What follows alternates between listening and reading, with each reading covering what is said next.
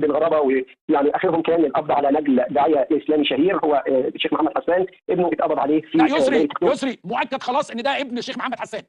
يا فندم ابن الشيخ محمد حسان تم القبض عليه في دايره اكتوبر. الاجهزه الامنيه في كمين واقف كل امني في دايره اكتوبر اول اشتبه في سياره داخله عليه، استوقفوها بيفحص اجراءات الترخيص بتاعه السياره. الضابط اثناء فحص الترخيص تبين ان الترخيص منتهي، بدا يشتبك في العربيه، تبين وجود 4 قطع حشيش كبيره الحجم، كتر عليه اثار تقطيع للحشيش، ولع سخان، بعض المبالغ الماليه 530 جنيه تحديدا. على طول تم استيقافه وتم تحرير محضر بالواقعه. استكمال الفحص تم فحص الهاتف المحمول الخاص بنجل الداعيه ده، خاصه ان هو بيشغل مدير اداره تسويق احدى المحطات التلفزيونيه.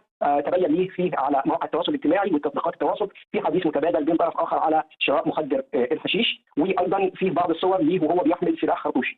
باستجوابه عن السلاح ده قال ان السلاح ده موجود لدى احد اقاربه في منطقه مدينه المنصوره. وطبعا على طول تم تحرير محضر بالواقعه، راح للاجهزه القضائيه. الاجهزه القضائيه قدام النيابه العامه في اكتوبر قررت حبسه 4 ايام على ذمه التحقيقات. برضه هيكون في اجراء ان هو هيتم عرضه على الطب الشرعي على اساس ان هو يحددوا مدى تعاطيه مخدر حشيش، خاصه ان هو في استجواب المبدئي اعترف بحيازته لهذه المضبوطات بقصد التعاطي، وانه السلاح اللي كان معاه كان بيقوم بتقطيع هذه القطع بقصد التعاطي. ايضا هيتم عرضه على قاضي المعارضات للنظر في تجديد حبسه بعد انتهاء فتره حبس 4 ايام على ذمه التحقيقات. وهو قانون بيقول ايه في قضايا يعني التعاطي ده؟ بيبقى ايه العقوبه اللي بتبقى موجوده فيه؟